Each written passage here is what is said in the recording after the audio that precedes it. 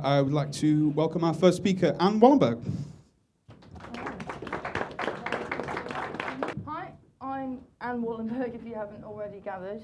I've been freelancing full-time for 2 years now. Before that, my background was in film and TV writing. Since going freelance, I've done quite a weird mix of stuff, from writing for national papers through to trade magazines about payroll. I'm going to kick off by talking a bit about the basics of surviving as a freelancer. Some of the advice is going to seem quite basic, but everything I've put together is based on mistakes that I've either made or that I've seen other people make. So just things I wish people had pointed out to me when I was getting started. And the first thing I want to talk about is how important it is for people to be able to find you. When I've been on staff, if I wanted to commission someone, if I can't find them in 5 minutes on Google, there's 100 other people that I can find. A lot of people think, well, if I've got a website, who's going to look at it? I had a look at my web stats today, which go back 8 months since I moved host. I've had 15,500 hits in that time. Some of those are readers, some of them are my mum, some of them are people offering me work, and I don't need 15,500 people to offer me work, but I do need people who do want to commission me to be able to find me very easily. Another one is LinkedIn. If you haven't seen it, it's linkedin.com. It's kind of like a Facebook for work, and it's free. It's like basically a cross between making an online CV and adding work contacts. And people think, what's the point? Well, you don't know what someone's going to look at. If you email an editor, you don't know if they've looked you up online before they decide whether to commission you. You don't know if they've looked at your LinkedIn page. Another website is journalistdirectory.com, which again is free. I'm always really surprised when freelancers say, oh, I can't be bothered with that, because you don't know what work you're missing out on. My website has paid for itself maybe 20 times over. So it's no good deciding to be freelance and being invisible, because there are people out there who are looking for freelancers, and they do look on Google, and they do look on LinkedIn, and you want to be one of the people that they're going to find. It might sound really obvious, how do freelancers spend their time, but someone interviewed me recently for their master's dissertation, and they said, can you tell me what do you do in a typical week? I thought, well, come up with ideas, send the ideas, see if anybody wants the ideas, see who to send them to, deal with all the other emails, do my accounts, do my website, try and get paid. And eventually I said, oh yeah, sometimes I do some writing as well, because there's all this other stuff that will take up your time. And there's a positive and a negative side to that. The positive side is that if you're having a slow day, if you're just starting out, you don't have a lot of work, there's a lot of very constructive things that you can do with your time, so you don't go to bed thinking, God, I did no work today. It's very, very easy to get downhearted. On the other hand, it can be quite difficult to get your head around the fact that you're running a business, and you're a one-person business, so you do need to do your admin and your marketing and your invoicing, or you might want to hand some of that over to an accountant. But I think a mistake people make is they don't see it as a business. They don't see it as, I'm running a company and I need to put time into that, and I need to market that, and I need to actually make sure I think of it as a commercial enterprise. It's also quite lonely, and I don't know how many people in here are freelance or are thinking of starting out being freelance, but it's not a trivial thing to say. It can get quite difficult. If you haven't got a lot of work on, you're sitting at home all day on your own, you don't have other people to talk to, you don't remember to eat lunch because you're not seeing other people around you get up and go. It's really important to plan for that. If you know you're going to be upset after a week of your own company, make sure you arrange to meet people for lunch. And like I say, it sounds trivial, but if you're just starting out trying to run your own business, really important to anticipate anything that's going to make you lose heart. The reason I've put at the top there, friends and family may not understand what you do. If you've had a bad day as a teacher, people understand. Anyone here who's already a journalist will know that you get people saying, oh, you just write stuff, what's difficult about that? You just have to write things. You know, I've had people say, are you still unemployed? Are you still writing letters to the paper? Oh, you don't have a job. And it can get really annoying. But on the other hand, brilliant. You decide when you work. I don't like writing in the morning, so I don't do any work before 11 a.m. I can say no to anything. My last boss would just load more and more work onto me, and he'd say, well, you just have to make time, won't you? Nobody can say that now. And you can do something new without having to apply for a new job. If I wake up tomorrow and I decide that I want to be a sports writer, I don't have to give up everything else I do. I can just start doing that as well.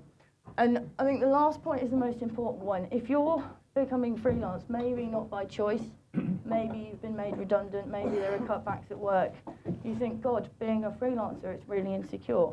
But actually, if one of your freelance clients closes or loses their budget, there's 100 other places you can go for work. And actually, freelancing in its way is just as secure as full-time employment. It's just secure in a different way. You don't have a guaranteed paycheck for the next however long, but you do know that if one thing disappears, you're not going to be waking up the next day and going to the job centre. This is the most important thing anyone can tell you, and it's, I think, the thing that most people get wrong. If you're freelance, your most important contacts, they're not editors, they're not PR people, they're other writers. And people think other freelancers are competition. I can't tell them what I'm doing, they'll steal my contacts. And actually, I've got more work from other writers than from anywhere else. People passing on contacts, people telling me about new sections, people passing on work they don't want to do or they're too busy to do. And also, when you're having that crap day and people are saying, oh, what's so difficult about your job, they're the people that will understand. So I think it's really important to actually try and make contact with other freelancers and make good relations with other freelancers, because although they are competition, they're also your colleagues, and their advice can be make or break, actually. I wanted to talk for a minute about being versatile. When I went freelance, if anyone said, what can you write about, I would have come up with a list of about 5 things. That's what I've been writing about this week. Hospice care, Doctor Who, should you freeze bread, vacuum cleaners, which actually turn out to be cleaning systems, and I still don't understand what they do. But if you can write about one thing, you can probably write about almost anything. If you're able to interview, if you know how to ask good questions and do research, you can actually turn your hand to pretty much anything. And there's also an awful lot of places you can write for. Most people who are freelance who say they're having trouble getting work are pitching the Times and Cosmopolitan. There's more out there than national papers and big glossy magazines. There's trade magazines, you know, the funny ones you see on Have I Got News For You. Magazines in shops and on planes. And if you're going freelance, it's worth saying to everyone you know, if you see a magazine in a shop, if you get one through the post, if you see one at work, could you grab a copy for me? Because if you ask all those magazines for work, you only need a few of them to say yes.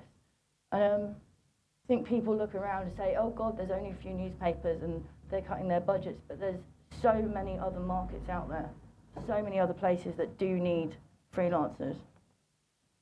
The main way that I get work is pitching, which is offering people ideas.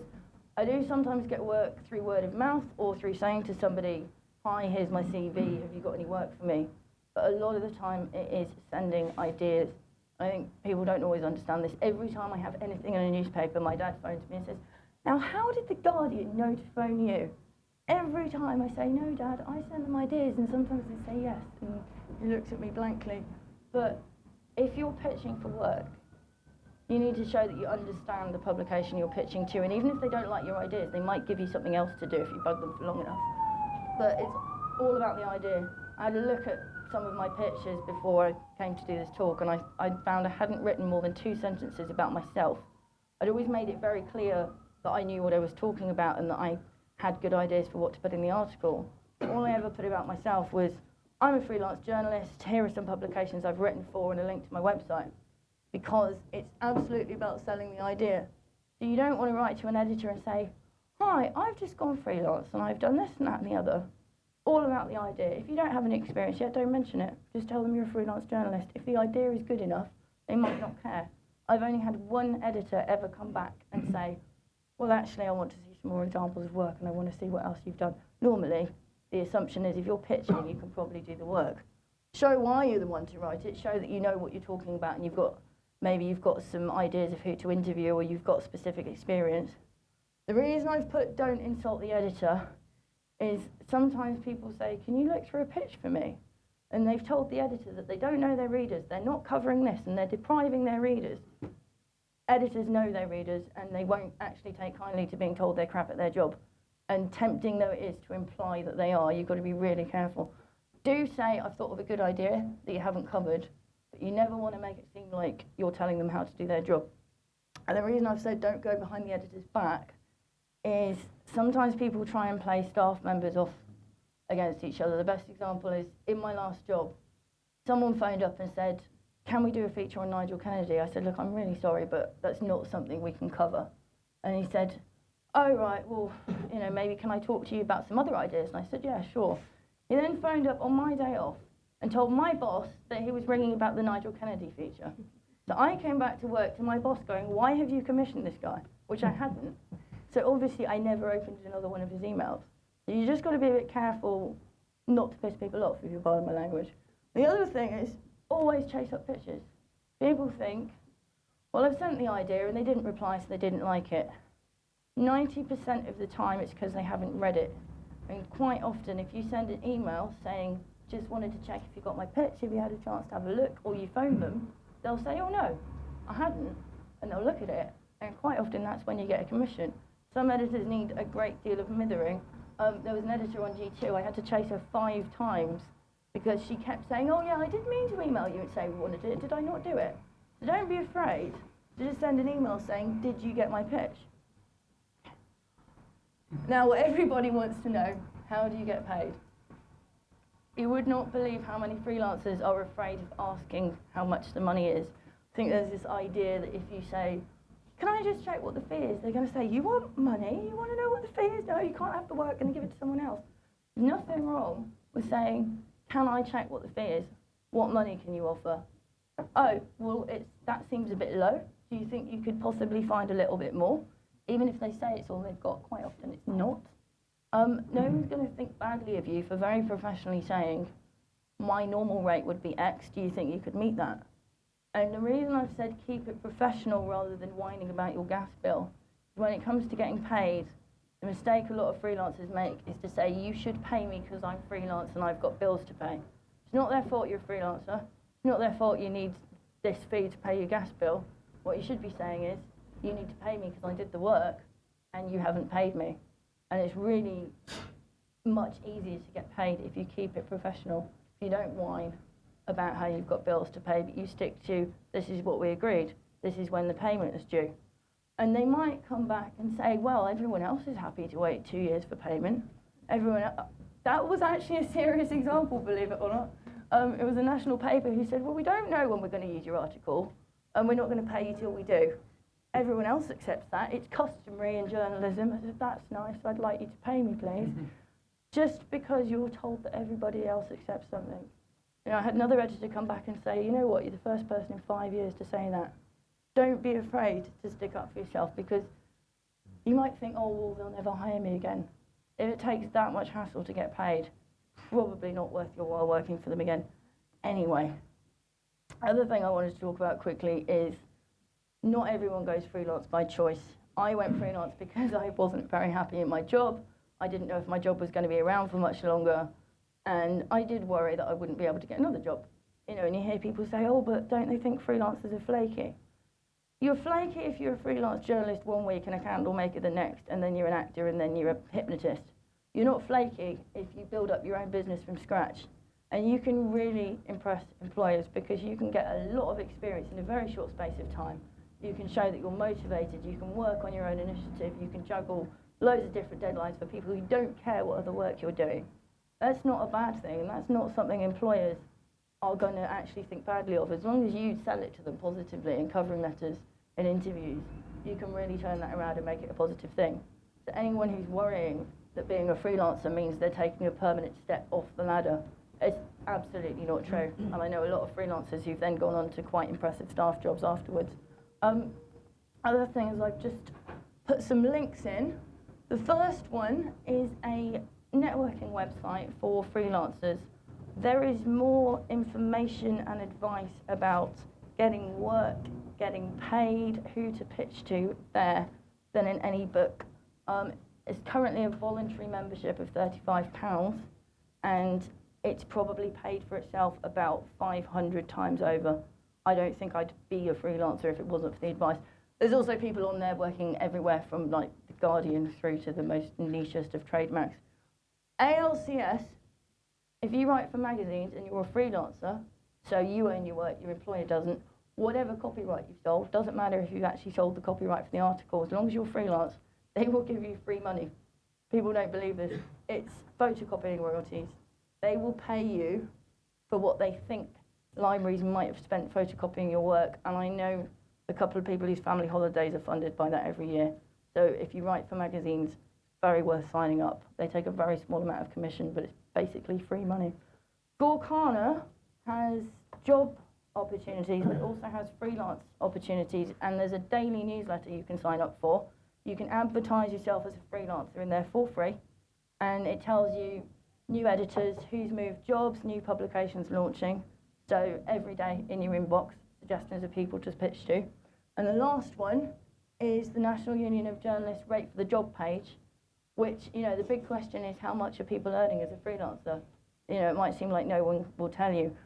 That is basically a repository of what people have been getting for different freelance work for all kinds of different outlets, and you can have a look on there and you can get some idea of what kind of a money you should be earning. I'm going to wrap it up now because I think I'm about to run out of time, but if anyone wants any of the information, it's online at that address, and that will just take you to an online version of it if you want to get the web links and things. Okay. Thank you very much, and round of applause. Thanks, Claire. Can I invite Adam to the stage,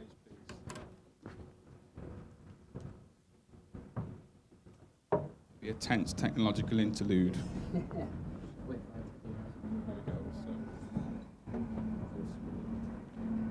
So that's it. And just that backwards and forwards, and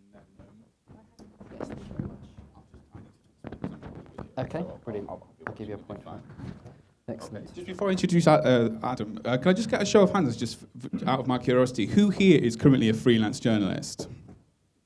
So that's probably about half, maybe over half. And who's thinking about it? Is there anyone considering it? So that's interesting as well. I can also say there's 2 seats here. There's a seat there. There's a seat at the end. And if there's a seat that you could move up to, it would help, just because there's some folks just arriving at the back. Thanks a lot. Yes, I think so. Yeah.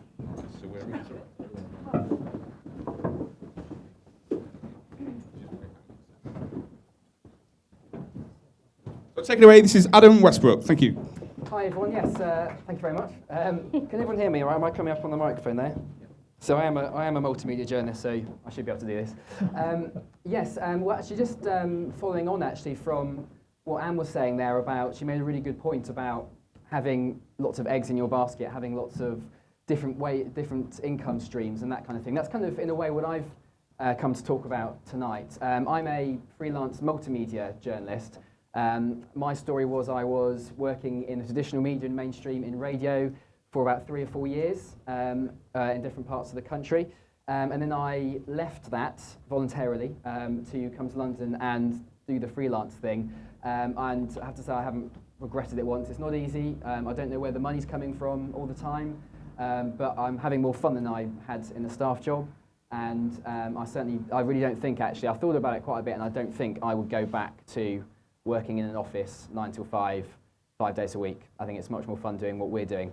But yes, having as many different eggs in your basket, as many different strings to your bow is a really important part of being a freelancer. And I'm here to talk about some of those skills in particular the multimedia ones. I'm talking about video, audio slideshows, audio itself, photography, and those kind of things. And I want to start off with this kind of idea, really, that I think personally, although we hear a lot of doom and gloom about the news industry, I think for people like us, it's never been a more exciting and interesting time to be a freelancer. For this simple reason, as I'm saying up here, that it's never been cheaper, faster, or easier to create content, to publish that content, and importantly, to start up your own business, whether that's yourself as a business, as a freelancer, or maybe your own actual entrepreneurial startup. And the key point, I think, we hear a lot of, I think a lot of people in traditional media and the mainstream media for many years have seen the internet as a big threat to journalism, devaluing news and all that kind of thing. Actually, the internet is a huge opportunity, and people like us in this room are the people who are in the prime position to make the most of that, because the internet has made it cheaper and easier and faster to publish, and it's made the equipment a lot cheaper as well. So I'm going to show you some hope some examples of what you guys can achieve, not as crews, as part of crews or as part of big news organisations, but as individual solo journalists working with multimedia. It is possible to do those things. Although some people, though, will tell you that it isn't. These are the things that I'd say, get out of your head before you go ahead. These are things that the traditional old hacks will tell you. They'll tell you that you need a really expensive camera to shoot broadcast quality footage, you know, £10,000, £20,000 over your shoulder camera. That isn't true. Yeah, sure. They'll tell you that solo video journalists can't do as good a job as a crew, that you can't, on your own, shoot video, listen to an interview. I remember overhearing a conversation between two TV journalists who were completely flummoxed by the idea of video journalism. I just don't see how I can hold the camera and frame up the interview and listen to the sound and also be listening to the answers. That just can't be possible. Well, it is, because I do it. People on the panel here do it. I'm sure you guys have done it yourself. That is totally possible. They might tell you that video journalism needs to look like TV journalism. That's a big thing that's changing. Video journalism, online TV or online video journalism is a new platform with much more potential than television. And also, I think to get out of your head as well, I think a lot of people think that in order to be good at something, you must have a qualification in it. The internet means actually you can teach yourself so much stuff now, and you can learn it for free without having to do a course. So much of the stuff that I know, that I'm actually now paid to teach other people, I taught myself. And the internet is the thing that's made that possible. So I'm going to show you a couple of examples then of multimedia journalism in two different forms. The two that I'm most excited about, one is video journalism, and one is audio slideshows, both of which now are much more affordable for individuals and freelancers to get involved with. I'm going to show you two examples, and the things you'll see from these, one is that they're not just looking all right, looking professional, looking okay, but actually they're looking pretty awesome as well. But especially the first video I'm going to show you is almost cinematic, and it was done by one person. So this video here, this is by I'm not going to show you the whole things because they're quite long. I'll show you just a short excerpt that kind of gets across the point. But this is a video that was shot for The Guardian, and it was shot by a photojournalist turned video journalist called Dan Chung. You may be familiar with his name. He does a lot of photos and some video multimedia for The Guardian. This is a piece he shot. He did shoot it with another reporter. All the footage and the editing is him on his own.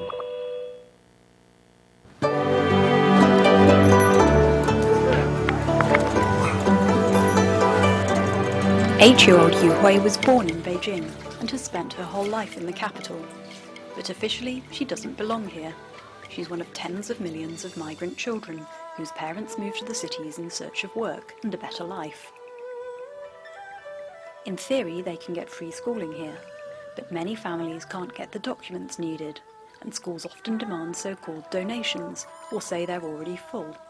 因为我说的平常我也没有什么钱，再说呢，你上这地方去，一般的不是说本地户口，一般情况下不要，就是这意思。 The problem is the household registration system, known as the hukou. It divides China's citizens into rural and urban dwellers. Those who move into cities don't enjoy the same rights to basic services. Take us a little further forward to the video, just to give you another idea, just these nice classroom shots here. These were all shot on what's a digital SLR camera, an SLR camera that can now shoot HD video. But activists fear some could simply drop out of schooling. And hundreds have already been sent to live with relatives in the country. The camera's moving there, gliding along. That's an effect that we normally associate with big, expensive dollies moving along tracks. He did that using something called a Kessler slider, which is a slider about this big. You stick it on the top of a tripod, and you move the camera along like this. It costs about £50, and you're creating like that. He's creating a new aesthetic, a new really impressive cinematic appearance to his videos. You can just see how that stands out, how that looks so much more different. And the point is, that's a very affordable thing for people like us to do. So to move on to the other example as well, another medium that I'm very passionate about is audio slideshows. A great opportunity, a great option for solo journalists because they're cheaper than video, easier to learn, quicker to edit, and more about telling a really good story. This is one I've made. Apologies if you've seen this one before. I've used it at a couple of other talks. And I'll just give you a quick look at this. I'll again only play a minute or so of it. It could have gone the other way. I could have just gone back and put the axe away, but then she started on me again. Like says, I just went back, picked up the axe, and then used it with a blunt end on her. So yeah, I hit her 3 or 4 times. You know, The police reckoned it was about 13 or 14 times.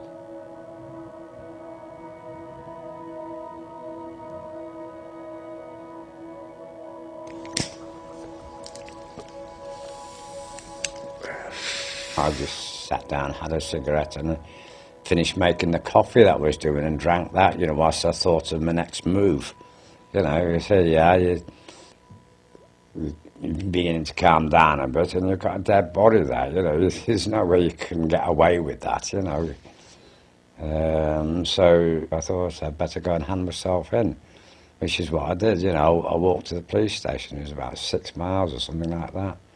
6 or 7 miles, and just walked through the night, you know, to go and hand myself in at Reading. It was raining, yeah. I do remember having the tune going through my head about the doors, you know, that Riders of the Storm, like, you know, there's a killer on the road. You know, I think just going over and over.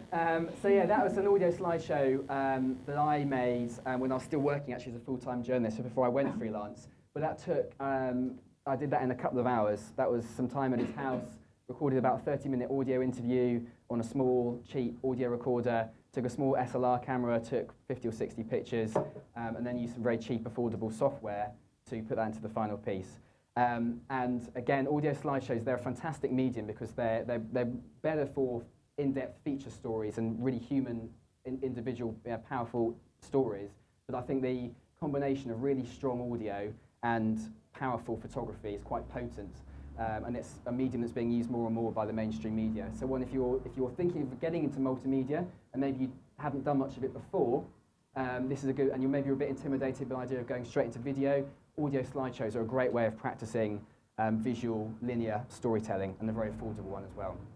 Okay, so what are the different types of multimedia you can do? As you can see here, you can go in a bit, there we go.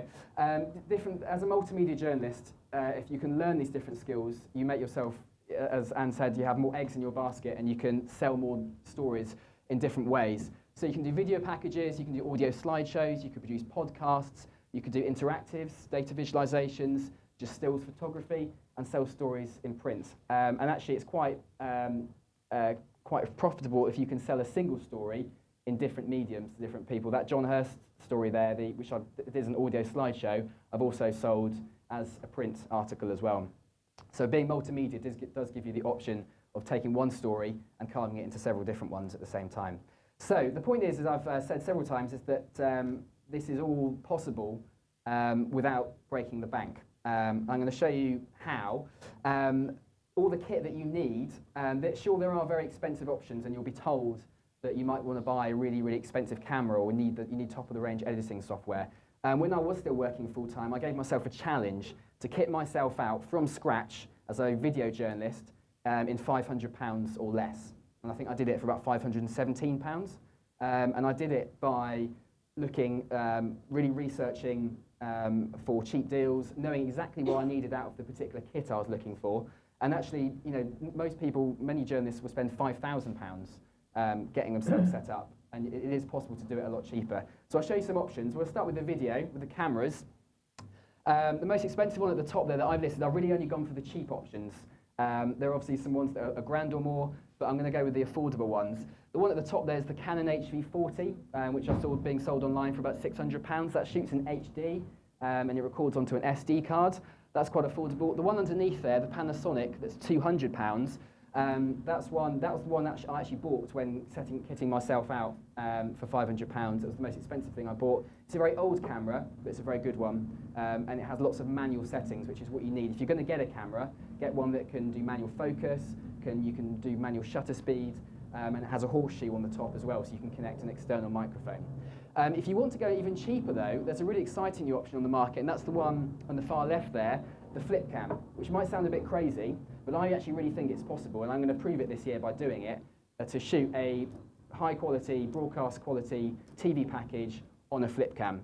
The thing that makes this particular one is the Kodak ZI-8, if you're interested. It's about £120, and the thing that makes this actually a practical option for broadcast or multimedia journalists is that it's got an external microphone socket. And sound is the most important thing, bizarrely, when you're buying a camera. It must have an external microphone input, because people, as you'll know, watching video online will tolerate crappy looking video, but if the sound's dodgy, they'll switch off straight away. So sound is your priority. And the final one up there, which is the one I'm hoping I might be able to invest in myself, is, as I mentioned, a digital SLR that shoots HD video. The most expensive one by Canon, the Mark II, which is what Dan Chung's film was shot on, that's about $2.5 grand. But just last month, Canon released this one, which is the 550D, and it's going for about £800. So again, that's suddenly a very affordable way to shoot HD video. And you saw from Dan Chung's film in Beijing, you can get cinematic results with that, really impressive results for a very affordable price. Okay, on to audio then, which I said was the most important thing for video. If you want to go do audio slideshows, and you just want an audio recorder, or whether you want audio to supplement your filmmaking, again, it's not too outrageously expensive. The most expensive audio recorder at the top there is the Edirol one. That's about £200. But Tascam have got this one called the DR07, which is nearly half the price. And if you're doing video, the other two microphone options are very important as well. You're going to want either a Rode mic, which I thought would be really expensive, but I checked yesterday and it's only going for about 80 quid, which is a very good price. And a tie mic, one of these things up here that I'm using. Very important if you want to do interviews. You can get them for about £200 to get the wireless ones that have a clip into your back pocket. I got mine from Maplins for $19.99, so you can do it quite cheap.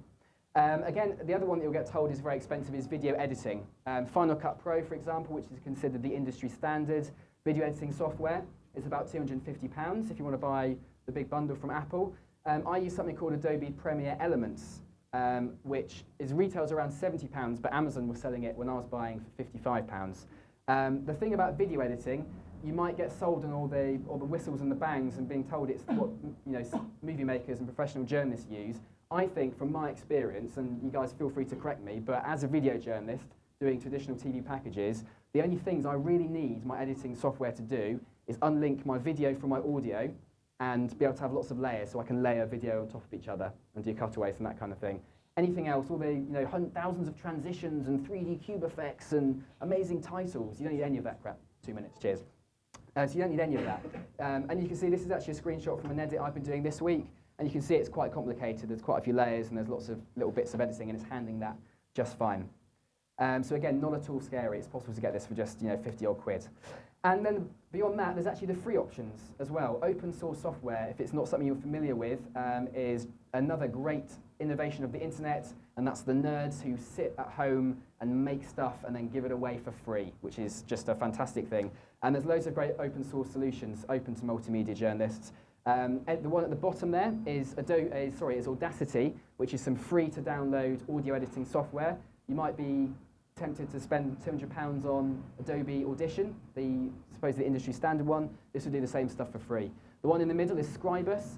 That's kind of can replace Illustrator or any kind of magazine layout software in design. And the one at the top, don't spend money on Photoshop, go to the GIMP. It's called. Do be careful when Googling images of GIMP, though, as I was for this. GIMP 2.6 is the latest one, completely free to download. I use it to edit all my photographs. All the ones in that slideshow were edited in GIMP. I didn't pay a penny for it, completely legal, and it does exactly the same type of stuff. So just to wrap up then, I think, now's the perfect time to be a freelance multimedia journalist. There are so many opportunities, not just to tell stories, but also to really reinvent the rules. I think the time now's right for innovation, for the rules to be rewritten, and I think the people like us in this room now, the people who are in the best position to do it. I think the innovation of the future, it's not going to come from the BBC or from CNN or from the Times. It's going to come from individuals who are entrepreneurial, have new ideas, and who aren't afraid to fail. And this technology, so affordable, means you can now afford to buy stuff without breaking the bank and start making some films, because that's the only way to learn how to do it, really. And that's pretty much all I was going to say. Hopefully I've inspired you. And I'll take some questions later on. Thank you very much. Thanks, Adam.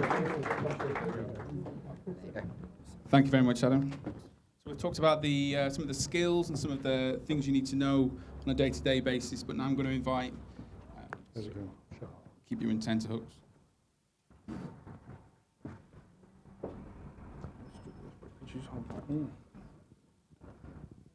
Word for sound.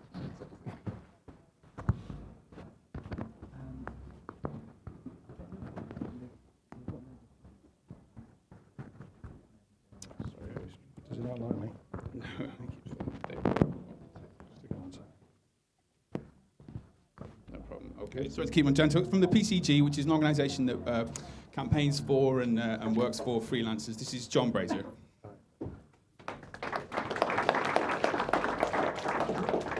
First one?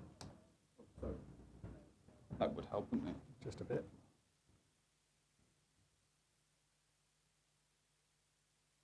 I'll do this, press the arrow. There we go. Or do I just press this one? You press that one. This one? That one? Okay. That's the one. Hi everyone, nice to see you all. Firstly, just a bit of background on me. I did work in publishing, in trade magazines, which Anne describes as those magazines that appear on Have I Got News For You. But they did go on to be called business to business, I think. But I did spend nearly 25 years in publishing. I was never a journalist. I was never a production person. I came up that dreaded advertising sales route. I started off as an ad salesman on a magazine called Motor Magazine years ago, which I think merged with the Autocar, and which I think is still going, although I haven't seen it recently. And I ended up as managing director of quite a profitable publishing company with part of a big PLC group. I was made redundant in publishing twice when I was fairly near the top of my career, as it were, which hurt at the time. Never went freelancing. I thought about it quite hard, but always found myself into another job fairly quickly, which is very fortunate. So that's a little bit about me. I do know something about publishing, and I've worked with many journalists before, employed many journalists, and also freelance journalists. So great to see so many of you here tonight. PCG, what is it? It's an independent, not-for-profit association, and our mission is to represent, promote, and support the freelance community. We have 20,000, close on 20,000 members. We launched in 1999 following the new IR35 legislation, which some of you may know about. I can talk a bit about that later on. We principally were a group of IT contractors that came together at that time to lobby the government about this dreadful piece of legislation, IR35, which we hope, following some work we've done recently, might well either become less onerous or disappear. But we represent the freelance community. We were known as the Professional Contractors Group, that's the word PCG. We're now known as PCG, the voice of freelancing. We include in that interims, contractors, consultants of all disciplines. So no matter what you are, if you're a freelance working in any particular field, as long as you're working freelance, you can be a member of PCG. And we work closely with all the key stakeholders, as you'd expect, in government, in media, and the opposition parties and agencies. And our principal role is lobbying, campaigning, representation, protection, and information, which is the key part of tonight. Our legacy is for freelancers to enjoy the optimum environment in which to operate. Be understood as people who carry the risk associated with being in business on their own account, whether that's sole trader, partnership, or limited company, and be able to enjoy the rewards commensurate with that risk. We want you to be unhindered by those horrible burdens, fiscal or regulatory or whatever they call them. They're always, and I think Anne touched on some of these, you have to fill up some of your day doing some of this stuff, or you need people to do it for you who you can rely on, and be valued by industry as a vital workforce, providing knowledge and flexibility when they are most needed to help their clients excel. All of that you will understand. These are just two documents we produced recently, Shaping the Freelance Landscape, which is our vision document, which sets out some of the things I've just said, a bit more detail. On the right-hand side, you've got our manifesto, which we launched, in fact, at the end of last year, but we've been pushing that very hard to all the various parties. That is available on our website to have a look at. I urge you to look at that. It's talking about things in support of the freelance way. We launched, you may have noticed some ads in the press, or may not, recently, certainly in the Sunday Times, the Times, and occasionally in the FT as well, where we took it upon ourselves to promote the freelance way of working. We spent quite a lot of money on it, and that was one of the ads we used was the phrase, what the British economy needs is qualitative easing. Qualitative meaning the quality of people like you who can help British companies get themselves out of the recession. And the catchphrase we used was, it's Britain's brain game, which we thought was brilliant. The agency came up with it, not me. We thought it was really good. And we had a micro-site directing people from those ads to that. And we had hundreds and hundreds and hundreds of inquiries, including some new members as well. But it was really all about a document which we put on the web called Freeing Up Growth, which again is a download. It's just got some interesting information there for clients, particularly about how they should utilize the freelance option, be it for engineering, for IT, for journalism, for PR, or for event management, call it what you will. So again, that's a download to have a look at. And this was the document. Again, this is just an extract from it, where we talked about the flexibility of the freelance option. Because one of the important things for us is selling the freelance way to clients, because clients need to understand that it isn't just permanent employees that do the job for them. And just recently, of course, they've laid off a lot of people. Some of you may be in this room, who have been thrown out of employment, as I was twice in my career. And you have to think about what the options are then. For the company, the option can be to employ freelance, because you don't have to employ them. You engage a freelance contractor, and then they move away when they've done the job. So there's no employment law problems. You can have that person for 3 months, 6 months, and then move on. So for the client, it's a great advantage. So, so you want to be a freelancer. There's more risks, but advantages as well. Working through a contract is an option for you, and you can be paid by the day, hour, or even on a fixed price basis. What do you get out of it? Well, you be your own boss, variety of working on a range of projects, a range of clients, having potential to earn more money. Perhaps we should stress the word potential there. Having the freedom and striking the work-life balance, just like this fella here. This is the life, isn't it? On the beach, umbrella up, gin and tonic, and with your laptop in hand, and doing the work and seeing the money coming in at the same time on your bank account. So this is definitely to be avoided.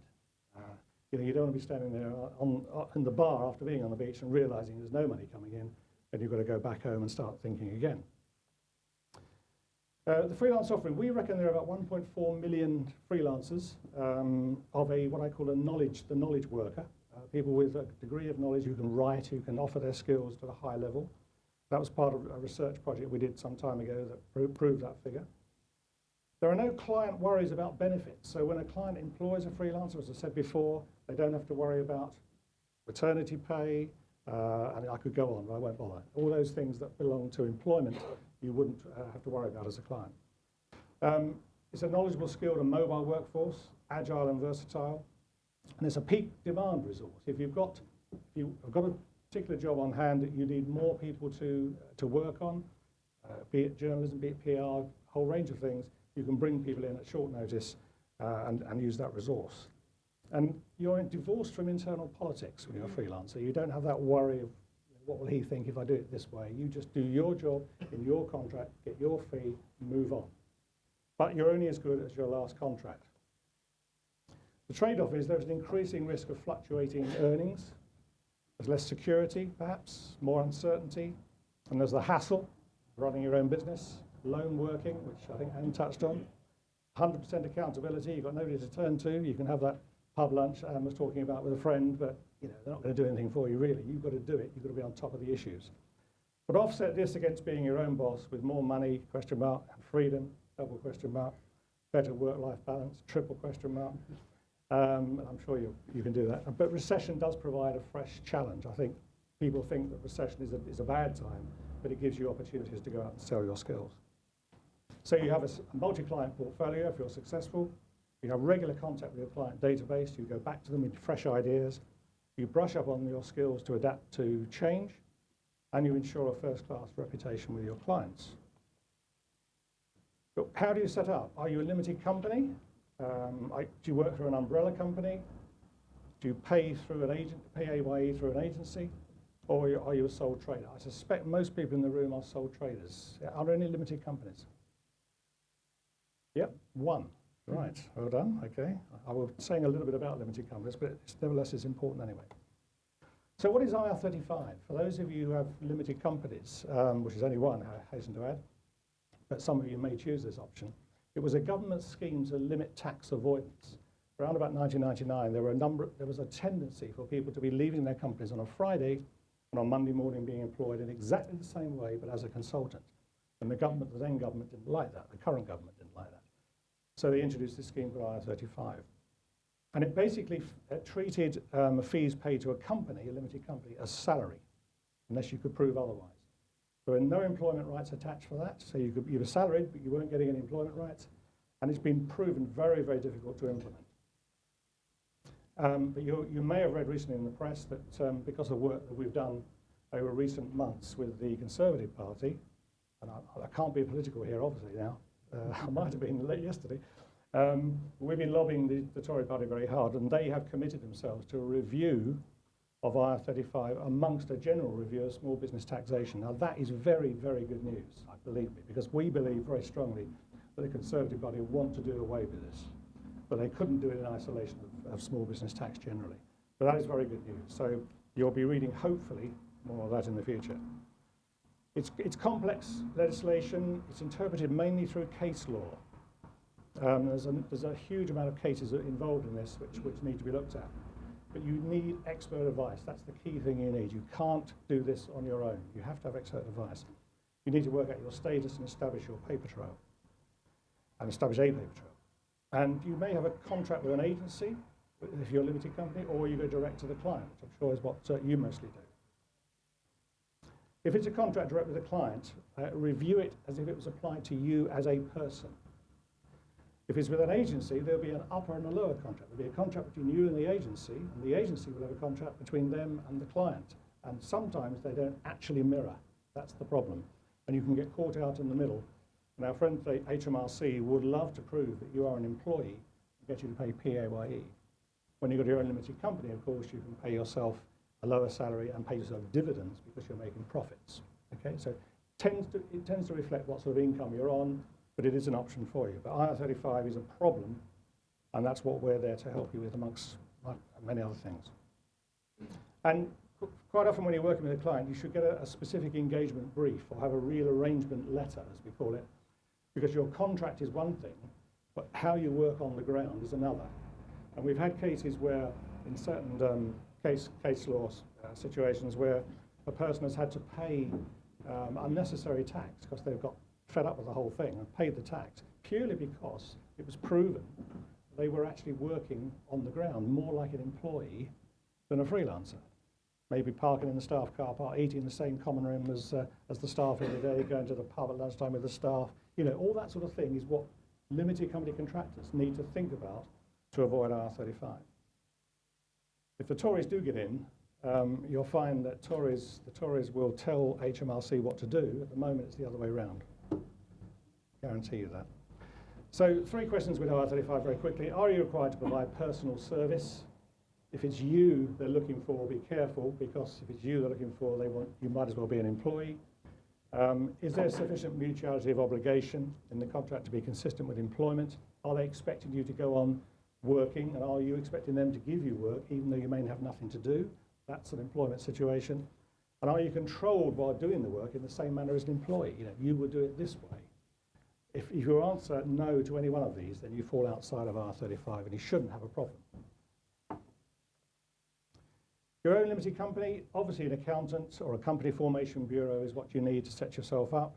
We have our own startup service, which is a one-stop shop to just logging on and you're away. The company startup is done for you. You have an accountant and a whole range of issues and services to set you off. You are not the same as the limited company. A limited company is a separate person, essentially. When you set up, the company is a person, you're a person. So you need to separate those two things. If you work through an umbrella, which is an umbrella organisation that deals with PAYE, this is a safer option. You are within IR35, but you become an employee of the umbrella company. Okay. And the purpose of the umbrella company is the simplicity of operation, essentially. So you have these options of your own limited company, working through an umbrella arrangement. And I was going to comment on the Agency Workers Directive there. I'm going to skip through that because that would just bore you to death. But it is an issue. It is an issue. Just very quick, if an agency takes on a temp from October 2011, after 12 weeks, those temps will get full employment rights. So it's an issue to think about. But we're working quite hard on that to make sure the regulations are in our favour. So as a sole trader, you're suited to go into multi-client services, web design, journalism, sports coaching, all these sort of issues. It's smaller and straightforward to establish. No need to advise Companies House, register with HMRC, and there's no separate legal existence. So you've got unlimited liability. So it's down to you if anything goes wrong. That's the only issue with being a sole trader. What I would say is, if you go to our website, there's 3 documents there. The one in the middle is the key one, the Guide to Freelancing. It's a free download, and it's everything you need to know about being in business as a freelancer. Whether you're a sole trader, limited company, or whatever, it talks about the case law, the legal side, the accounting side, what you need to do to set yourself up. So it's a free download. Go to it and have a look.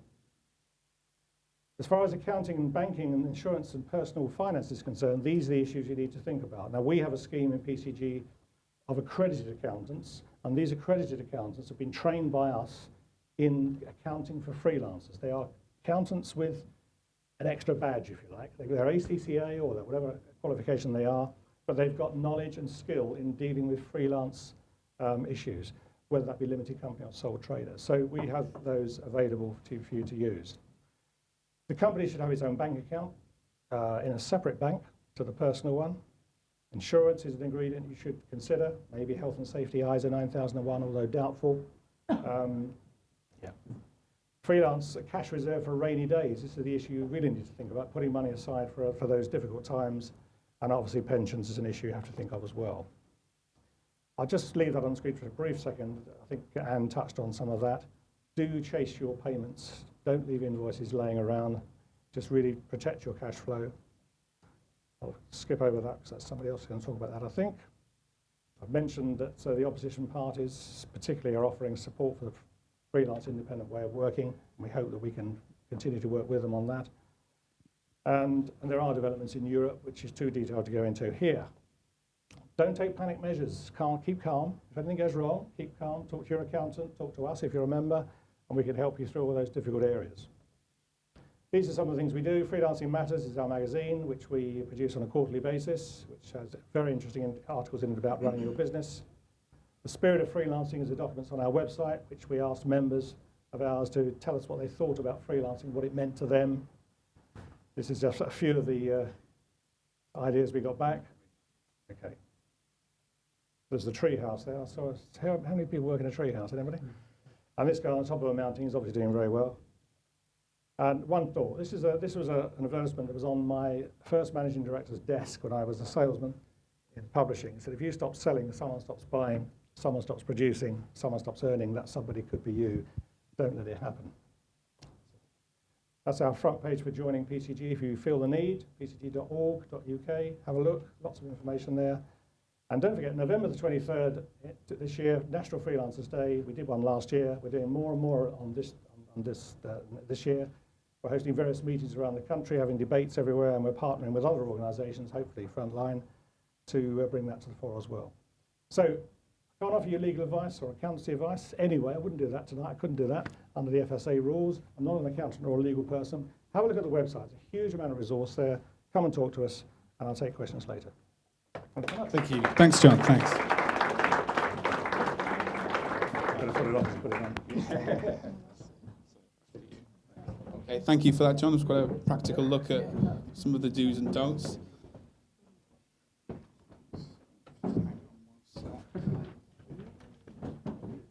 So after that, we're going to go back to the more reporting, the more practical journalism side. Someone that met with success in setting up their own site and hopefully is going to tell us how she did that is Deborah Bonello.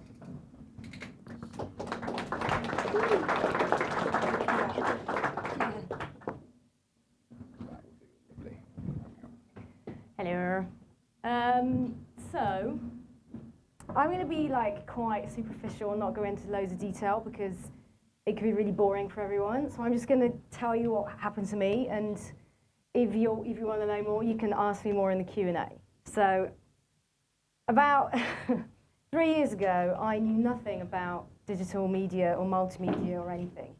I was working in London as a freelance journalist for the B2B magazines, Campaign, Media Week, some stuff for The Guardian, the FT, and I was bored out of my mind.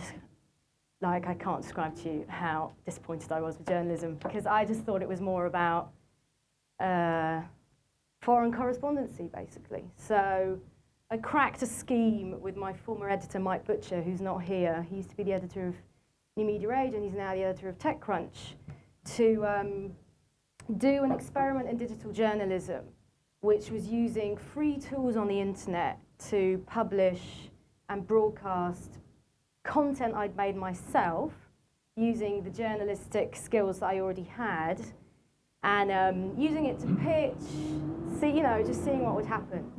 So I went to Mexico in July 2007 with newcorrespondent.com, which the plan had been to sort of start in Mexico and go to Guatemala and Central America, and then I got to Mexico and thought I'm actually just going to stay here because no one likes a parachute journalist. So newcorrespondent.com quickly became mexicoreporter.com. And the reason I called it that and I didn't call it deborahbonello.com was because I don't think that anyone's really that interested, unless you're like Robert Fisk. I don't really think anyone's ever going to put your name in and .com it on the internet. And I think it's much more impressive that people Google you and they come up with something that actually looks like an online newspaper and has lots of content produced just by you on a particular subject than an online portfolio that links out to lots of different sites. But I mean, we can have a punch up about that later. So I arrived in Mexico and I just treated the site like it was an editor. So every day I either blogged something or I recorded something or I was just producing content on a daily basis, even though I actually had no one to sell it to, because I wanted to have loads of stuff up there. And then eventually I started pitching stories to newspapers and sending them links to the site that showed them that I was on top of stuff in Mexico and I knew what was going on, and that's how I started picking up work. And when I got to Mexico, I met everybody, like The Guardian, all the newspapers that were working in Mexico. And I struck it lucky with the LA Times, which had a bureau there. It's pretty much now their only foreign bureau, because they've closed all the others. But they were looking for someone who could do video, which I really couldn't do, but I pretended that I could. And they took me on as a local contractor. And luckily, they sent me to LA for training. And interestingly, what Adam was saying, the editors at the LA Times, the video editors, were former photojournalists or frontline PBS TV journalists, but they approached video journalism from a much more photographic aesthetic than TV journalism. We just have to fill up 5 minutes over a voiceover. So that was great training. And then, so Mexico Reporter started off as like a WordPress blog, and now it's still WordPress, but it's self-hosted, and it's just not rocket science. Like I taught myself everything from, I bought this template, and then I learned how to, I learned how to do certain things and how to publish in a certain way, and I used Flickr for my photos, Twitter, Facebook, all the sort of social networking sites, which brought in huge amounts of traffic. And like during the swine flu outbreak, I had a huge surge in traffic because everyone was searching about it, and editors found me through the website. I did like hundreds of BBC interviews and some reporting, and then towards the end of it, I had people emailing wanting to do work experience at my online newspaper, and I couldn't let them because it was like a one-man band thing. And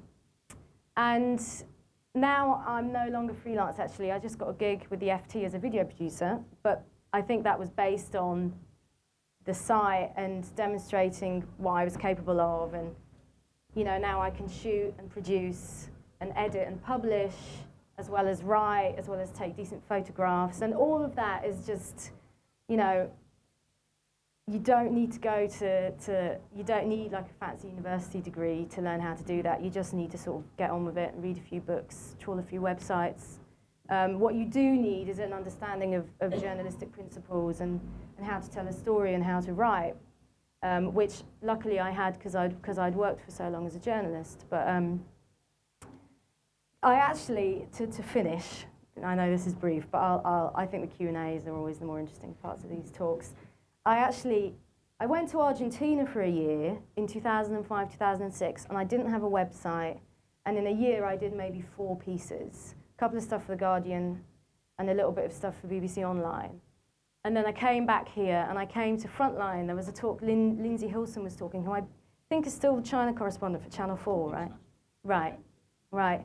And she was about to go off to China for Channel 4 at that time. And she was talking about foreign correspondency. You know, she's quite old school, very much a TV journalist. And I said to her, you know, what would you do if you were an aspiring foreign correspondent or freelancer now? And she said, just go out there and start doing it. Start filing, and the gigs will come. And she, you know, I think she probably meant filing to TV stations and newspapers, but actually, because there are now so many really decent free tools around. I mean, I went out, there's a kit list link on the website. I'm not going to bother showing you around the website, because if you're that interested, you'll go and have a look. Otherwise, I'll just bore you. But I went out with gear that was so much crapper than the stuff that Adam went through on his presentation. I had like a 7-year-old Dell. I edited on Windows Movie Maker. My video camera was like a consumer camcorder. Some of my films I did like on the Nokia 73 telephone, which is now totally, you know, useless. But you know, the gear's, you know, no good if you don't have an idea and a concept about what you want to do and the stories that you're telling. So now I have better gear, and I like edit on Final Cut, and I've got a really good camera and everything. But you can still make really decent journalism with a limited budget. It's just about being inventive and working nights and, you know, getting really dirty and not caring about, you know, not really caring about how much work you're putting in, because it does sort of pay off in the end. But that's pretty much it. You can ask me stuff in the Q&A about any details, but I can't recommend it enough. Actually, it was a life-changing experience, going out there and making things happen for yourself, and, you know, being your own boss. That's it. Thanks a lot. Thank you.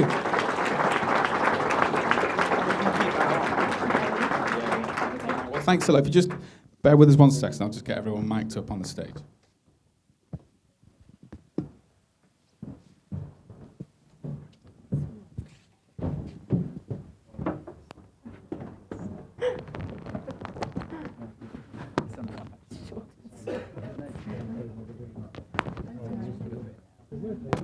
Coming over, excuse me.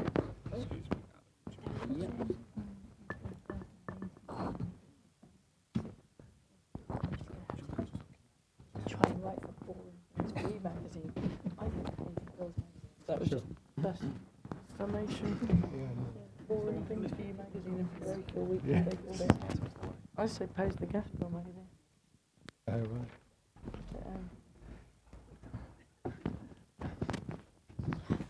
Is this going to work?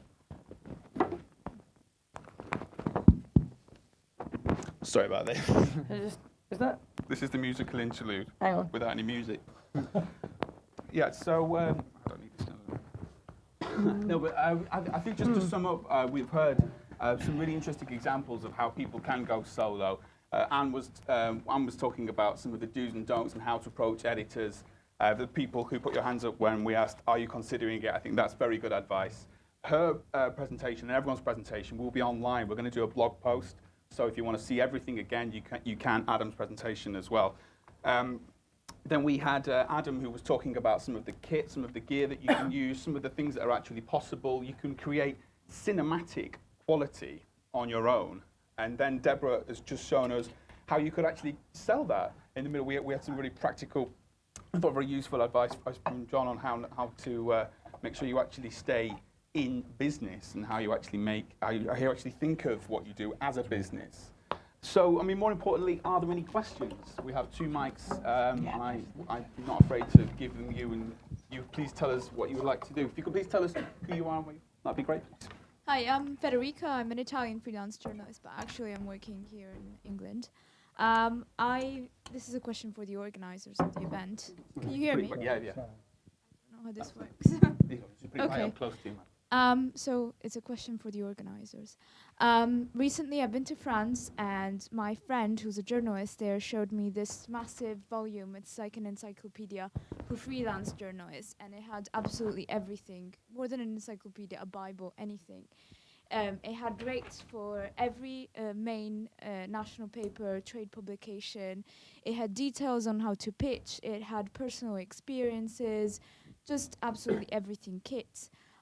My question is, why doesn't a national Union of Journalists here produce something like that every year. And why isn't a National Union of Journalists or a representative from the NUJ here today? Yeah, they're not here mainly because, I don't know, they were very welcome to come. We have a panel full of experts. I don't know, you have to ask the NUJ. Did you invite them? We didn't invite them directly, no, but they're very welcome to come. In fact, they even get a discount, NUJ members. But no, we didn't invite them. We have a freelancing page, but that's about it. I'm afraid you're going to have to take that up with the NUJ. Was there something you want to say, Anna? Yeah. I mean, the NUJ is not as good as it could be. I'm loath to start criticising them because they do a lot of very good things as well. And they have a lot of it's kind of mailing lists and meeting groups and this kind of thing. But the thing that always strikes me whenever anyone says there should be a database of race, there should be a database of editors, two dangers with that. Number one, it changes all the time. And secondly, the second you put out a database of race, it becomes impossible to negotiate because that is suddenly the only way it's done. You can't then go to that paper and say, well, I want more. Sorry, it's in the book. I think the danger of putting anything like that together is that it makes it much more difficult to sort of allow wiggle room, if you like. I'm not sure I'd actually want to see something like that because as soon as you put a price on something, it makes it much more difficult for people to make their own way. We'll move on. We've got a lot to get through. Was anybody, sir in the middle there, hand up? Hi there, I'm Johnny Miller. I'm making documentaries for television at the moment. Right up to your mouth like that. Can you hear me now? Yeah, Perfect. I'm quite young, I don't know if you can see me, but I feel like I'm quite old school actually. These all ideas of making multimedia, that's why I came tonight, to see the sort of multimedia angle. And I've got sort of two questions, I guess. I mean, first of all, there's a few of you can answer this, how to actually start making websites in the first place. I mean, you see WordPress, you see all these other ones, but what's your advice about actually getting a website started? And also another one, I mean, it's not just, I'm sure a lot of people in this room aren't just journalists for the money, they're there to make an impact.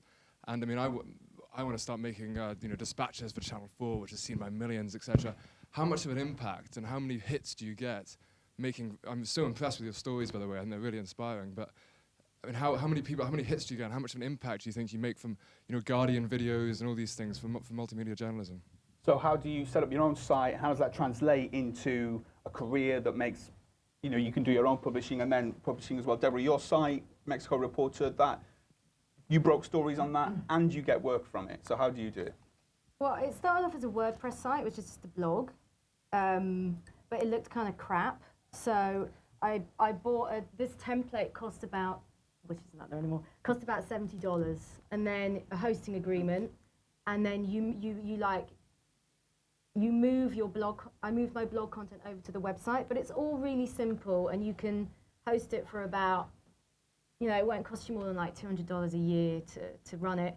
And I don't know what Anne thinks about this. I mean, I didn't set up deborahvanella.com because there's a thing on my website that's like my profile page that says a little bit about me and like links to stuff that I've done for other media, and a lot of the stuff I did for Los Angeles Times I just put up there, because it had the LA Times graphic, people knew that it was owned by somebody else, but as a freelancer, like, you still own the rights.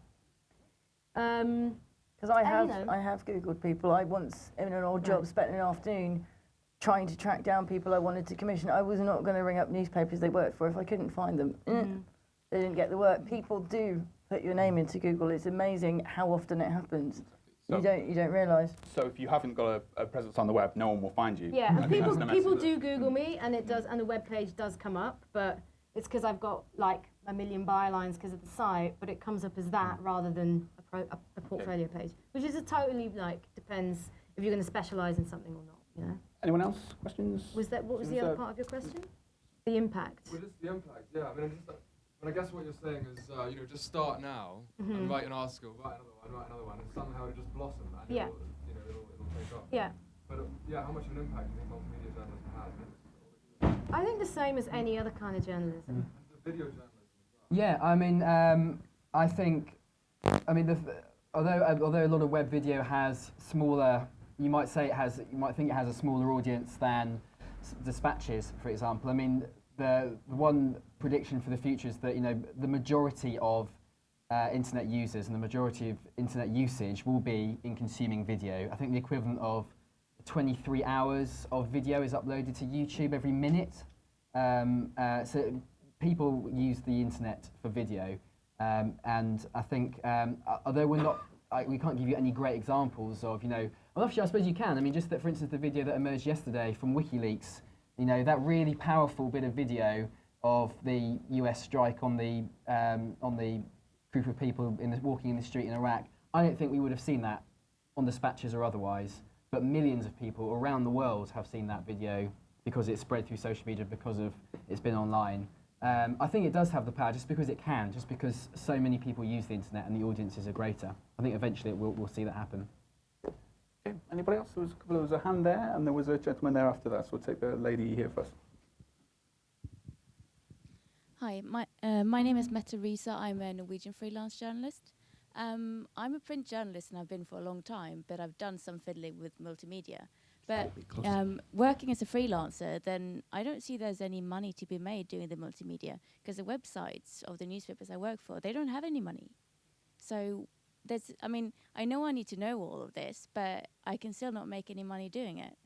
Well, Deborah, you make video for the Financial Times, so... Well, for the LA Times, but now I've got a job with the Financial Times. So you've done it for the LA Times, you've done it for the FT, but you must see this journalist's point that the freelance commissioning market for videos is just not there right now, or is it? It depends. I mean, I sort of stopped just doing this because I still do need to work out the financial model. I'm sure you've got something to say about it. But what I did find is, if you do know how to shoot video or make a decent slideshow, as well as write an article, you can pitch to television news stations. A lot of people bought my material because they wanted to broadcast it on television, and if they want to commission, I mean, I know Global Post, which is this new global online news service, they also take commissions from broadcasters like PBS to produce television broadcast packages. But you can, to send a TV crew out in Mexico will cost them, what? I don't know, Greg, like $6,000 a day. I mean, and so you're talking about a crew of 3 people and then an editor and, whatever. If you can offer them the same package for a 10th of the price, which is still a lot of money for you individually, there's a lot of money there. I think that's my opinion. Can I just have? Yeah, if you wait for the microphone, you can add anything you like. Greg's a freelancer from Mexico, and we've worked together. He's done a lot of camera work. I just want to say, actually, firstly about setting up a website. I had absolutely no clue, and Deborah showed me in about 10 minutes, and enough of a website to actually get stuff up and running. But I just want to say also another thing about making a social impact. I mean, we have a video that's actually featured on Deborah's website there.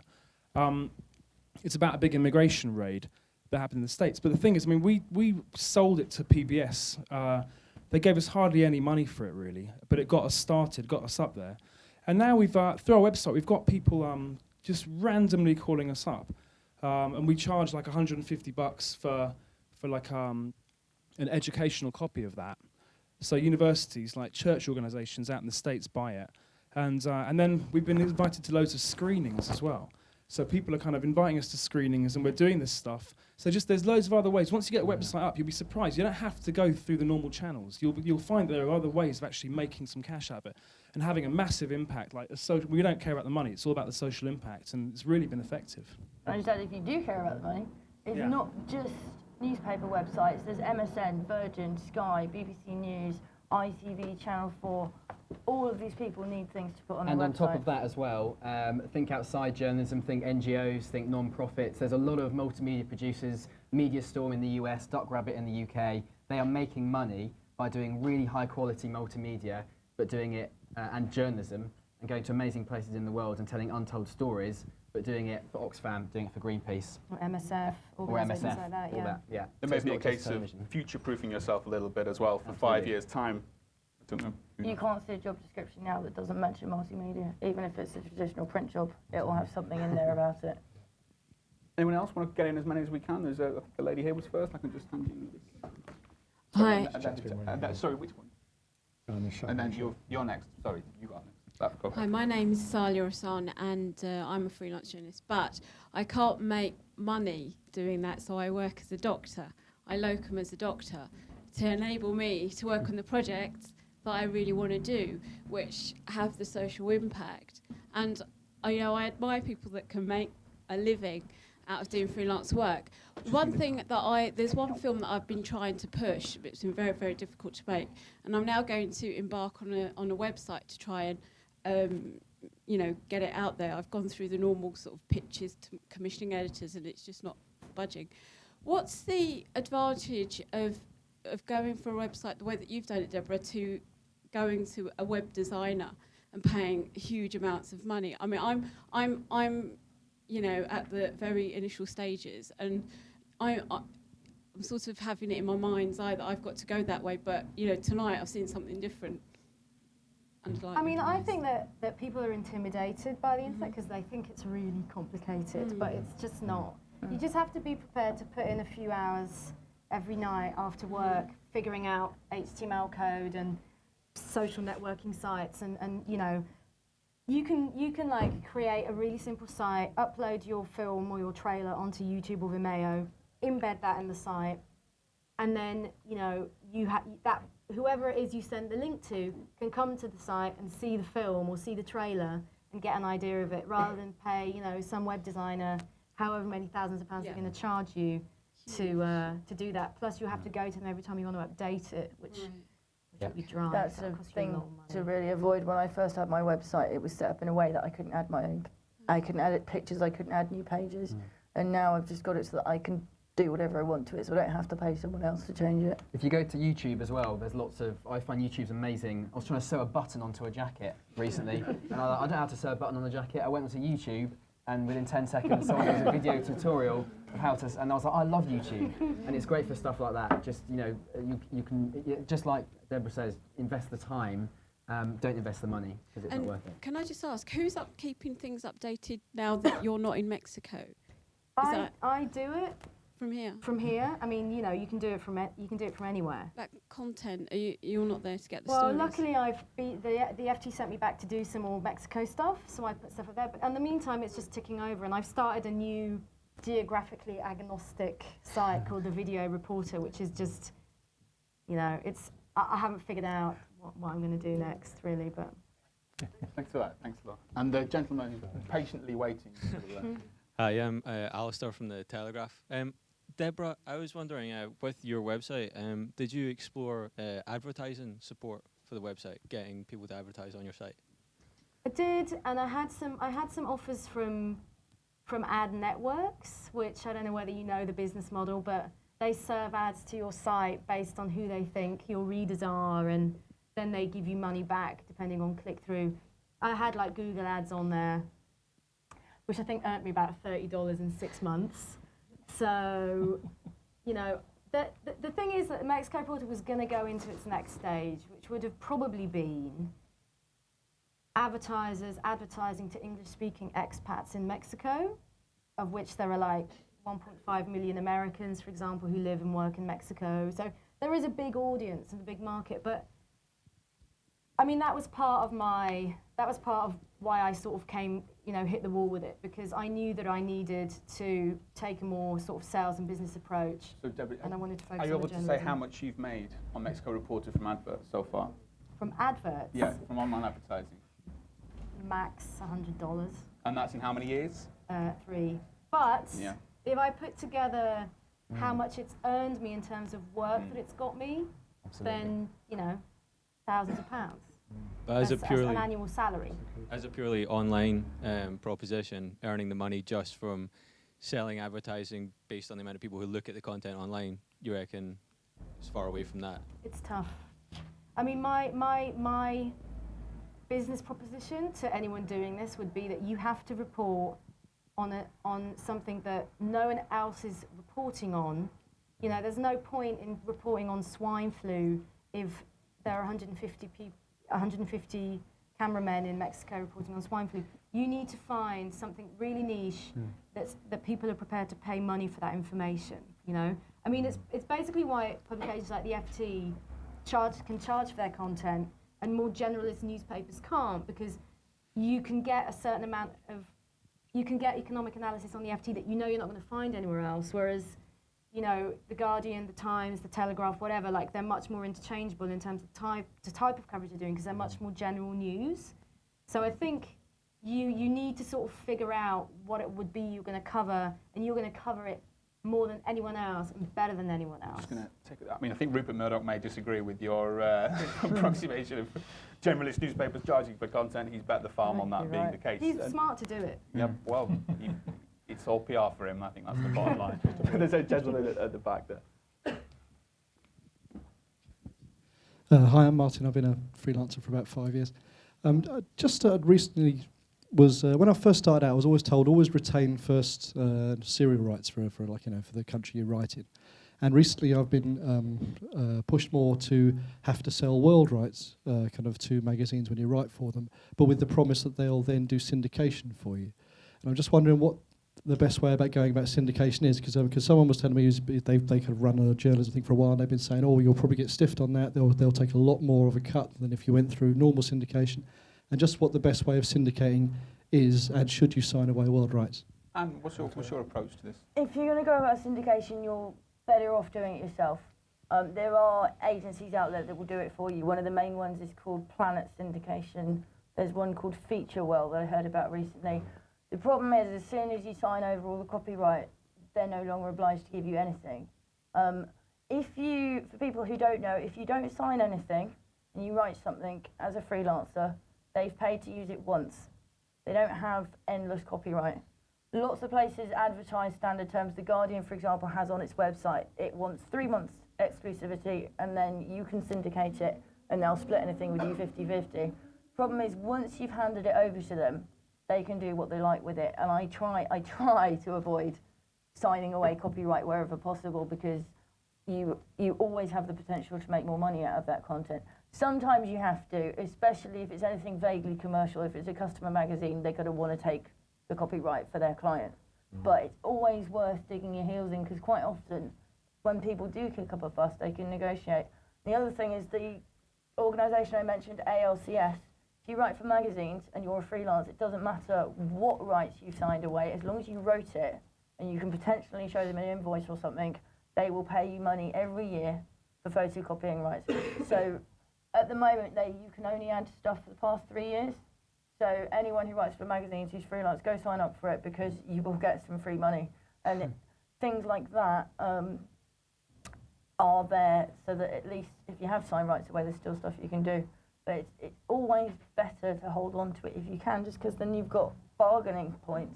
And how important is it to make that part of your pitch when you're talking to editors? Because I imagine there's freelancers here, for example, me, that have written articles without actually discussing this. Better not to mention it. Really? Because if you don't agree anything, the law says you automatically sell first British serial rights. They have the right to use it once. The only problem then is if they pay for it and don't use it and you want to sell it somewhere else, you're going to have to rewrite it slightly differently, because they've bought first rights and never used them, which is an odd conundrum. If you don't discuss it and they don't have some really obvious guidelines staring you in the face somewhere, then you've only sold first rights. If you do mention it, they might produce a contract and ask you to sign away your soul. So actually, it's one of the few things where not discussing it can actually pay off. Okay, I'll carry on doing that then. There's a lady, I would believe, all the way from Westminster Uni, who's going to hopefully make a question or a point. Hello. Hello. I'm a lecturer in journalism at Westminster Uni, and please don't tell me, anyone, that you can't teach journalists to write, because you can. You can, or you can't. But apart from being a visiting lecturer at Westminster, I've been a freelance for 30 years. So I've met all the different problems that everybody's had. And I'm very impressed with the panel. So impressed I can hardly sort of speak, in terms of all the ideas that they've had, and how you've all talked about that if you've got a good idea, how you can approach people and they will use it. As well as being a lecturer at Westminster, I run my own media training, and one of the problems is that people who are starting off as freelancers somehow don't connect their idea with topicality. And they do have good ideas, but often they're very, very generic. And you've all innately, you know when an idea is a good one and when it's topical and who to sell it to. But the vast majority of people starting out as freelancers will think about ailments that their parents have had or problems they had with moving house or all sorts of issues that they want the bigger world to know about and don't really focus on what newspapers need. So I think it's an issue, an area that is very unclear to a lot of people going into the freelance world. How do I know whether my idea is sellable, and how do I make it interesting to editors? So if anybody's interested, come and talk to me and I'll help you. But well done, all of you lot, because you made it sound so simple. There's something very, very quickly, which is, as I'm sorry I didn't catch your name. Susan Grossman. As Susan said, you have to pass the so what now test.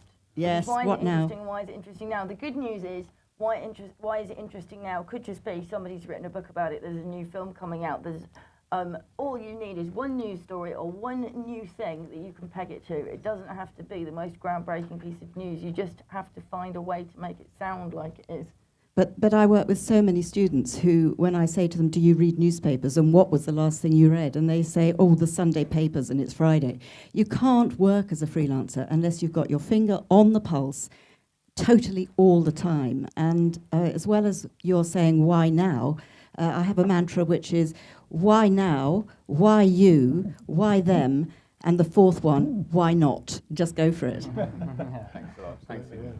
All right, I'm taking maybe one or two final questions. This is your last chance before I ask the panel to sum up in a succinct nutshell on now that hands are all coming up. So we'll take the gentleman here, we'll try and fit in. Lady, we'll try and go to the front. Hello. That will be it. Well, my name Go is ahead. Pedro Caiado. It's very exciting for me to be here today. I'm Brazilian, and I used to work for television in Brazil from several the main channels, and then I came to England to study, and now I'm trying freelance here, so writing for some good newspapers and magazines, mainly about arts, from London to Brazil. But it's really difficult to pitch mainly the ideas to an editor. There's a new, a whole different world as a freelance, because in Brazil I worked in a newspaper as well, and so it's quite different. Well, what I would like to know about you and would be how do you handle with the silence from the editors again? I would like to understand better this. I have days where I have to go and look at all the work I've done and remind myself that I will work again. And the answer is, first of all, pick up the phone, because sometimes they just haven't seen the email. Don't be afraid. I've never actually had an editor be rude or abrupt. They're often quite friendly. Don't be afraid to chase them up. The other thing is sometimes you just have to walk away, because sometimes you can drive yourself mad with it, and you sometimes need to go away and start a new day. My first week as a freelancer, by Friday I thought, oh my God, I'm never going to get any work. Shut the laptop, stormed off into town, and at 5:30 p.m. on the Friday I got a commission from The Guardian, and I think if that hadn't come through I probably would have given up. The thing is, the silence, there's always an end to it. There's always a way to break it, and you just have to sometimes walk away and think, you know what, I'll carry on tomorrow. Okay, we're going to take, we'll take it just because it's nearer, this lady here, and then we'll go to the front, and then we'll have a summing up. Hello, thank you. I'm a French journalist, so we have a whole world tonight. I have a quick question. My first question will be the importance of social networking. Do you think I need to set up a Facebook account or a Twitter account to be an efficient freelance journalist? I'm not naturally a Facebook person, so but I think it's maybe key and crucial, so I might have to do it. Second question is about specialization. Do you think it's important to be specialized on an issue to survive in a freelance journalism environment or not? Well, just to be clear, I actually recruited some of tonight's panel on Twitter, so if you're interested in appearing here, it's a very good idea. How important is Twitter, Adam? I think so, yeah. I think we were talking about this downstairs beforehand, and it's the same old argument that people say about things like Twitter, is that, you know, oh, people just go on and use it to say what they had for breakfast. And yes, some people do use it for stuff like that, and you just have to avoid those. But actually, if you use social networks as a professional tool, which is what I solely use it for, pretty much. I do whack in the odd bit about where I'm going or something if it's interesting, but really all I do is share links about what I write about. I use it to build my kind of own brand, my own name, and promote blog articles I've written or work I've done. And actually, I have found it's certainly raised my profile within the journalism community, with the areas within which I write, and my profile as a multimedia journalist. Certainly, I think it has helped me get to work, get gigs off the back of that as well. And it's the same thing, just as Anne was saying. It's one of those things that people will look for you online, and if you're not online, then it is almost sad but true, almost as if you are sort of invisible in that stretch. So I think it's not to be sniffed at. Certainly, if you use it as a professional tool and use it well to build your sort of own personal brand. And on your second point about the importance of a specialism, absolutely. My struggle outside of the multimedia part is that I was always just a general news reporter. When I was working full time, I'd go and cover a crime in the morning and then go and interview a football manager in the afternoon and whatever. I do a bit of everything, and I don't have a particular specialism. And if you have one, a niche can give you a great advantage. Absolutely. Facebook, no. Twitter, yes. The thing about Twitter is I post nonsense on there all day long, but I'm also in contact constantly with editors on newspapers. I would not have a reason to phone them up 5 times a day and say, hey, what are you doing today? But I'm in contact with them. I can bounce ideas off them. And the other thing is, I've been writing for at least 3 publications where I messaged them on Twitter, said who's good to pitch. In one case, they'd completely ignored me. They sent me a message back, told me I'd been pitching the wrong person. I now write for them every month. Twitter's really good for spying on editors and for communicating with editors. Really quickly, on the subject of specialisation, I am a bit of a jack of all trades, but I have a few specific things. I write about film and TV a lot. I write about work. And I do get people coming to me with those things now, and I do get people coming out of the blue saying, oh, I know you've done interviews, can you do this? So if you have specialisms, great, but don't only write about those. Try and do other stuff as well. Hope that answers the question, the 2 parts of the question. We're 2 experts, and we're going to go to our final question from the gentleman here. Okay. Terence Stackham, freelance, old school despite my youthful looks. I just wondered if, perhaps whether you'd agree, superb presentations, by the way, thank you very much. Just a couple of old school ideas which I think are worth clinging on to, which is file on time, which we haven't mentioned. Tell the story in an engaging way, which I think, of course, your presentation has shown. But also, I think Deborah touched on this quick point I wanted to reinforce is unique content. That's what gets you work. I think, if 20 other people are pitching the same idea that day, you've got a 1 in 20 chance. If yours is unique, then you're going to, and it's interesting and follows the other rules, then you're more likely to get the work. And if you do file on time, you're actually, unfortunately, worryingly, sometimes in a minority. Yeah. Because I've had editors say, thank you, you got it in on time. I say, doesn't everyone? Really? No. A few editors have told me that actually people don't always keep deadlines. So if you do, if you can write properly or you can shoot a decent video, you're already head and shoulders above 90% of the people out there. There's a lot of very bad freelancers out there. This is all we have time for. Just to sum up, because we're in the election season now, I'm just going to ask the panelists to sum up in a very succinct soundbite that would sound fantastic on the news at 10. If the lead story was, what's the most important tool or skill you need to be a freelance journalist? It's unlikely. So, yes, please do. Be very creative, be confident of your own ability, and join PCG. Don't be afraid to pick up the phone, whether it's to chase an idea or an invoice. Always, always just ask people. Don't be afraid to experiment. Don't be afraid to fail. It's now cheaper and better and less embarrassing to fail than it ever has been in history. And we won't reinvent this. We won't reinvent the future of news unless we're all prepared to do that. You should tell Gordon Brown, put it on one of those Labour posters. Yeah, that's good. I would have said, Adams, Anna, teach yourself. Be ready to just teach yourself. Don't wait for someone to show you how it's done, because you're in some ways, with all these new technologies, you're sort of pioneering stuff yourself. You just have to get on with it.